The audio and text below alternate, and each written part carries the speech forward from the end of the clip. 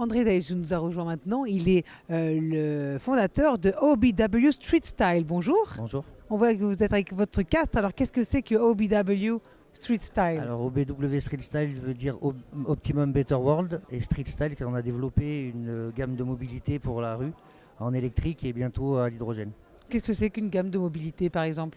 Tout ce qui est trottinette électrique, vélo pliant, gyropode, et plus particulièrement dans tout ce qui est gyropode, car la création d'OBW vient d'un handicap suite à un accident de travail, et donc du coup qui m'a fait créer la société et développer de nouveaux gyropodes avec une nouvelle motorisation. Alors, on reprend. Vous avez un accident de travail, vous décidez finalement d'être visible. Oui, étant donné qu'on devait me mettre en fauteuil électrique, que le fauteuil électrique, suite à visite chez moi, n'était pas adapté en fait. Donc je suis parti à l'étranger pendant 3 mois, je suis allé rencontrer des industriels avec le service Business France. Et avec eux, j'ai développé un engin de mobilité pour moi-même en premier. Et suite à ça, après, vu sur le terrain les avantages qu'il avait, en fait, j'ai développé ma marque. En quoi est-ce qu'il était différent, votre engin de mobilité? En fait, je l'ai développé par rapport à mon handicap, parce que j'ai une prothèse à la jambe droite. Et donc, il fallait que j'ai un autre mode de pouvoir avancer avec un gyropode comparé à Segway, qui est la plus grande marque connue. Voilà. Et du coup, moi, j'ai remodifié tout un système de motorisation adapté pour moi, qui fait qu'on n'a plus besoin de s'incliner en avant pour pouvoir avancer. On peut limite conduire presque même sans guidon, sauf pour tourner à droite ou à gauche, bien sûr. Mais que la conduite est vraiment très intuitive comparée à toutes les autres marques qui peuvent exister sur le territoire. Et nous sommes vraiment développeurs, concepteurs et assembleurs depuis cette année sur le territoire français. D'accord. Et j'imagine que du coup, il y a eu une véritable demande derrière qui s'est présentée, c'est ça? Nous sommes une start-up, on est en incubation à la Technopole d'Angers. Et on est ici car on a été lauréat par rapport avec l'Open Tourism Lab d'Angers. Et donc du coup, les demandes commencent à se faire au niveau des métropoles. Plus particulièrement, nos demandes sont plus basées au niveau des professionnels. Le particulier est encore un petit peu fébrile parce qu'il n'a pas encore toutes les lois qui sont définies sur l'utilisation et le lieu pour pouvoir conduire en bonnes conditions. Et donc du coup, le marché du grand public se dirige pour l'instant plus vers Internet parce que c'est moins cher mais avec moins de spécifications.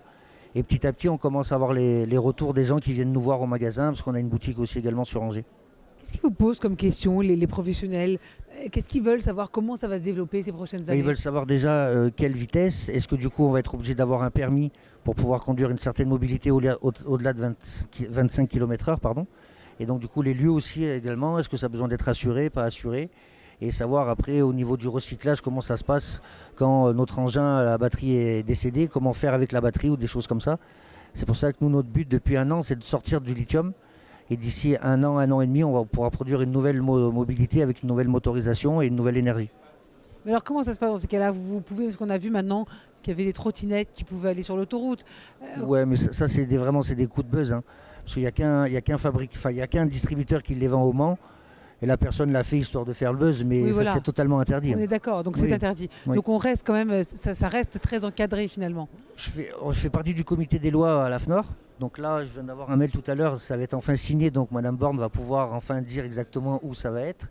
On attendait aussi le résultat des assureurs, parce qu'il faut attendre quand même à peu près 2 ans pour qu'ils puissent estimer un Argus. Et donc du coup, eux vont trancher au-delà des 25 km/h. Qu'est-ce qu'il faudra comme... là, un exemple, si vous voulez faire une trottinette qui va aller à 30 km/h, vous serez obligé d'avoir le permis A1 pour pouvoir l'assurer et rouler avec sans aucun problème. Au niveau des lieux pour emprunter, ça sera trottoir ou alors le côté le plus à droite de la route, mais en aucunement les trottoirs. Cyclables, pardon. Voilà. Mais donc finalement, la mobilité est vraiment en train de vivre sa propre révolution actuellement, oui, non? Oui. C'est pour ça qu'il faut vraiment l'encadrer et faire en sorte qu'elle soit bien structurée pour qu'elle puisse bien se déployer comme les métropoles le veulent de toute façon, parce qu'ils ont les instructions pour pouvoir déployer ça dans leur métropole. Mais il faut donner des cadres pour que ça se dépasse comme il faut, quoi. Donc vous dites oui, évoluer, mais rester encadré. Oui, il faut. Ce que vous dites, d'accord. Merci beaucoup. En tout cas, on peut montrer votre casque aux caméras. Je rappelle que vous êtes André Dej d'OBW Street Style ou OBW Street Style. Merci beaucoup, André. Merci.